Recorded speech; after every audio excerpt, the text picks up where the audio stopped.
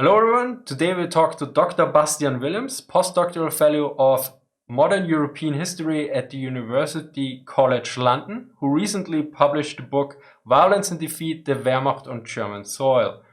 Welcome. Yeah, thank you for having me. And today we'll talk about Operation Westwind, which was basically a breakout attempt from the battle or the siege of Königsberg in 1945. So this was toward the Festung Pillau, which was west of Königsberg in mid-February 1945. So what was the general situation and how were the Germans able to mount an offensive operation at this point in the war? I mean, this is mid-February 1945. Basically, the Wehrmacht and everything is crumbling. Yeah, this is really one of the final operations, successful operations of the Wehrmacht, of the German army. So it does indeed. It is interesting to discuss how important this operation was and how successful it was. So let's sketch the situation up to that point. So Königsberg is at this point encircled, so it is besieged. Pillau is it's a smaller port town, and a little bit further to the west, roughly 40 kilometers to the west, and through this port, a lot of military goods come in, and Soviet troops have cut the direct land connection between Pillau and Königsberg, because Königsberg and Pillau, they are on a peninsula, and the only way that you can communicate between these two lines, or you can have goods between these lines, is either by sea, but that is very hard, or like overland, but the land connection is cut. So what is decided in early February, basically from the moment that Königsberg becomes encircled, we have to liberate the area between Pillau and Königsberg, and that is what happens in the second week of February 1945. They decide to launch this attack, and eventually this happens on the 19th of February. And they launch two attacks. One attack is eastwards with German divisions from Pillau, out of the port of Pillau, and one pincer going west from Königsberg. And the purpose, of course, they have to meet in the middle, and as such, like reconnecting the connection between Pillau and Königsberg. And this is eventually successful after a few days of fighting. And how were the Germans able to manage this? Were the Soviets exhausted at that point, or was the encirclement just too weak?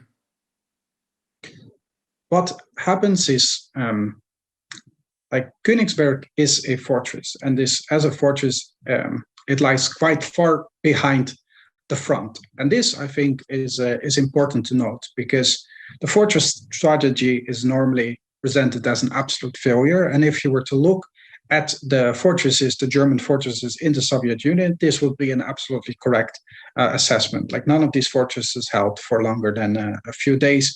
They tend to be engulfed by the first wave of Soviet troops, and then mopped up by second echelon troops.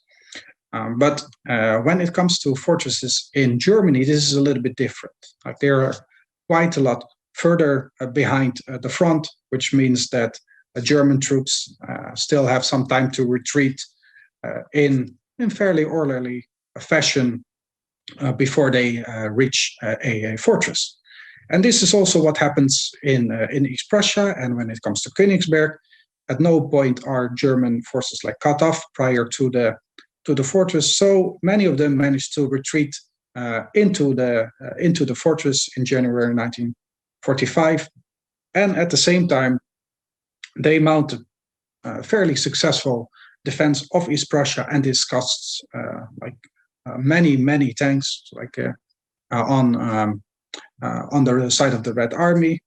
Like a few hundred tanks are lost during the during the operations for East Prussia. So by the time that Soviet forces finally reach Königsberg, very little is left of their armored spearheads.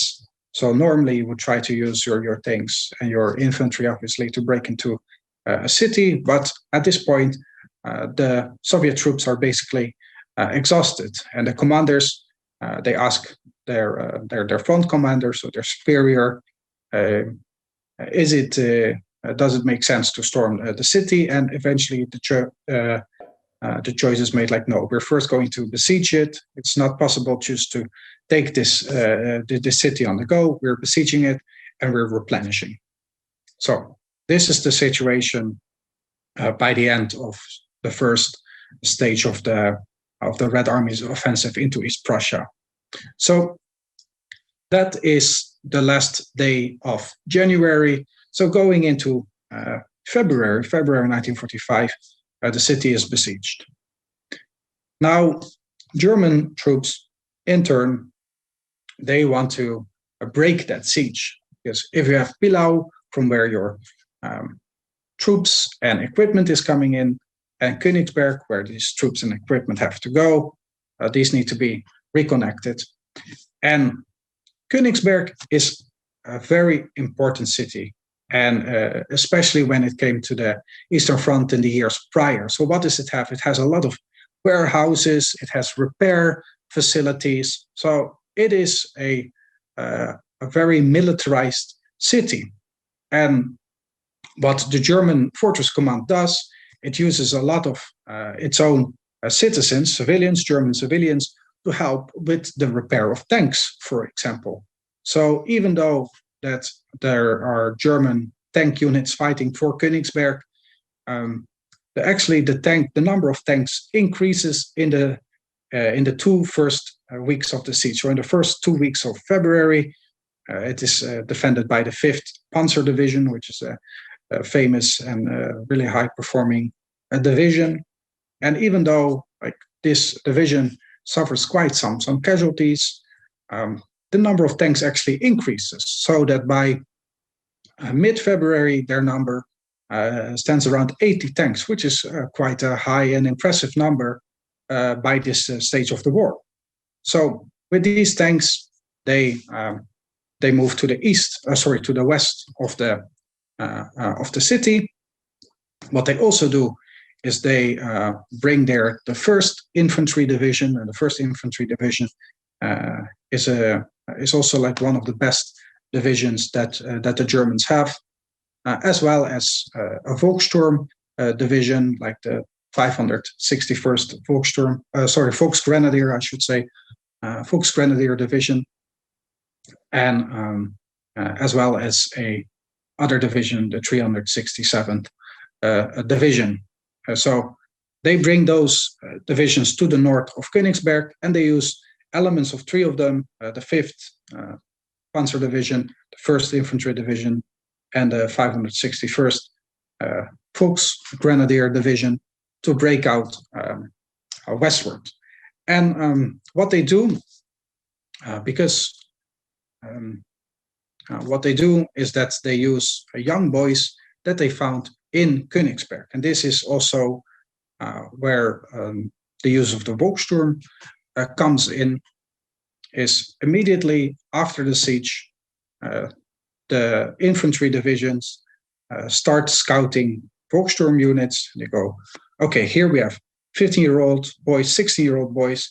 They can serve as the forward units to attack Soviet divisions that are defending their positions around Königsberg.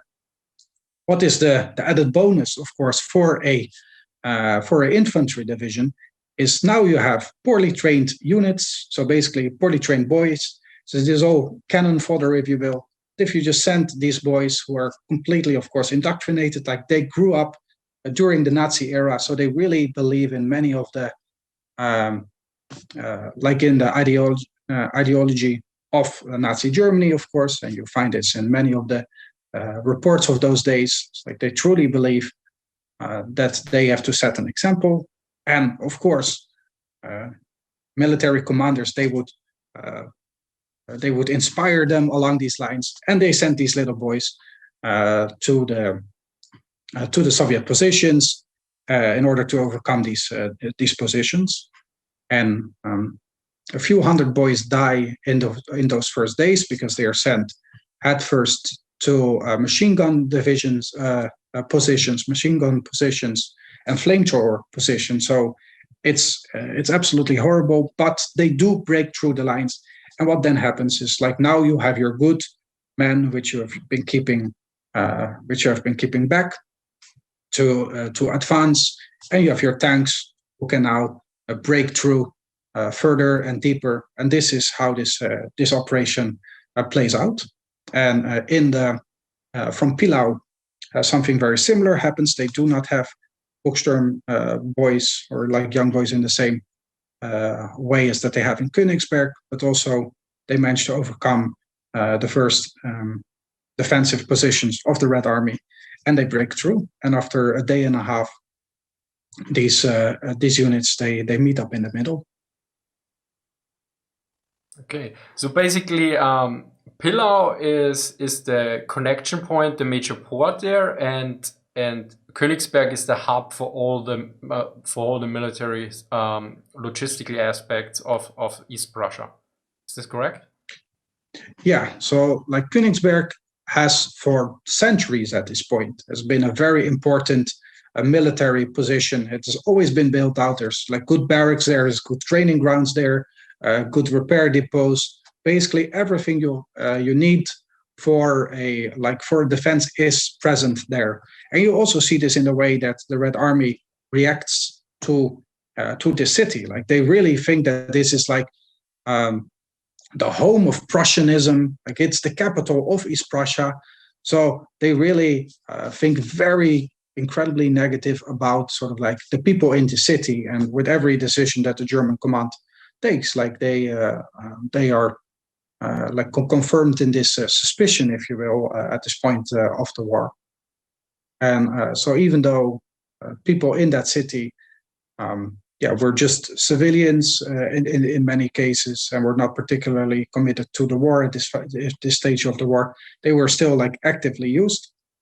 And this is why the Operation Westwind was so well prepared, because all these civilians could be used to contribute to the creation of material for these infantry and panzer units. So sometimes in the form of young boys contributing, and sometimes in the form of repairing tanks. So as a result, we have a very large population that can help prepare for that operation.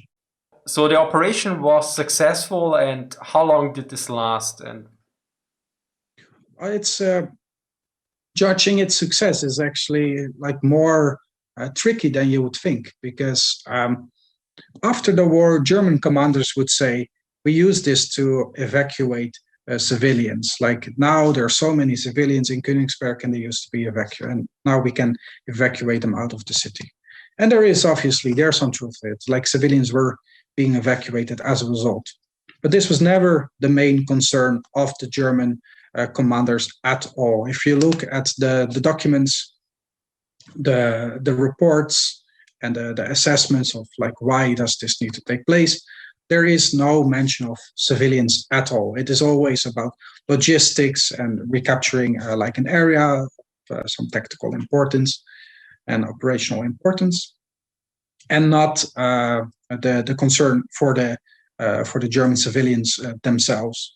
And one of the most important points on the Samland Peninsula, the Samland is where both Pillau and Königsberg are, is a specific height, and this height does stay within Russian hands. So the Soviets still control most of the area. Like, they might not be in control completely, but they control what they need to control, and they can continue, of course, like building up their forces from then on. Obviously, now the unit defending it, which is like the 39th Army, the Red Army's 49th Army.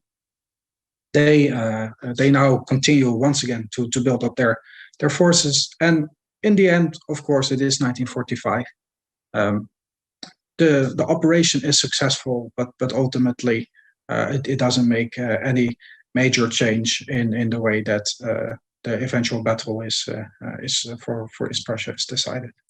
So in terms, were there some major losses that the later was a problem for the defense of Königsberg, or were the German losses marginal that it didn't make very much of a difference? There were quite some losses. Like the losses were like at least 1,500 soldiers died in the initial stage of this fighting. Which is a high number, but also like many of these were of lower quality, so it didn't necessarily change the defensibility of Königsberg. But this might not have been that important anyway, because what it did do is that now the 5th Panzer Division, which is an incredibly important division, and the 1st Infantry Division are now no longer in the fortress. So you're not sacrificing your best divisions. They're no longer stuck in the fortress. And they're exchanged. They're exchanged to Volksgrenadier divisions, which are really divisions of the absolute lowest standard available. So the good divisions leave Königsberg, and poor divisions come into Königsberg. And it really shows that the defense of Königsberg itself was not really appreciated as incredibly important by commanders in East Prussia. What they wanted were the good divisions, like fighting around Pillau, and the poorer divisions defending all the civilians, because the civilians were not a major concern to the German military at this point in the war. The reason that the fortress strategy is so successful, and then successful really within inverted commas, is because it does meet what Germany has to offer at this point quite well. Namely, it doesn't have tanks, it doesn't have ammunition. So what do you do is like you attract the attackers basically to the points that you can actually defend with your minimal defensive positions. Because if you have a little boy on a balcony in a city, like that little boy can have one Panzerfaust, and it will do a lot of damage. It still knocks out the same tank as let's say a Tiger tank in a Prokhorovka or something, right? It's still like one tank out of the running, like one T-34 out of the running here. So yes, like fortress strategy like meets like you don't have oil, you don't have anything basically, like your supply lines are completely exhausted. So if you can organize sort of like the defense of your city basically right next to where you make your stuff, basically, like you make a grenade in a factory and you have to fight 500 meters or 2 miles away from that factory. Like you have no supply line. You can just literally have people just bring it from point A to point B, like which is exactly what happened in Königsberg. It's like we know that 3,000 grenades of a specific type were made in a factory in Königsberg, which used to be like a soap factory, and then became like an ammunition factory. And they then use it at like during this breakout. Thank you very much. That definitely added to my understanding on how this breakout was possible at the end of the war. I mean, because with the also better understanding of the fortress doctrine and the difference between fortresses in Soviet Russia and then on German territory. Thank you very much, Bastiaan. Thank you for watching, and see you next time. Bye.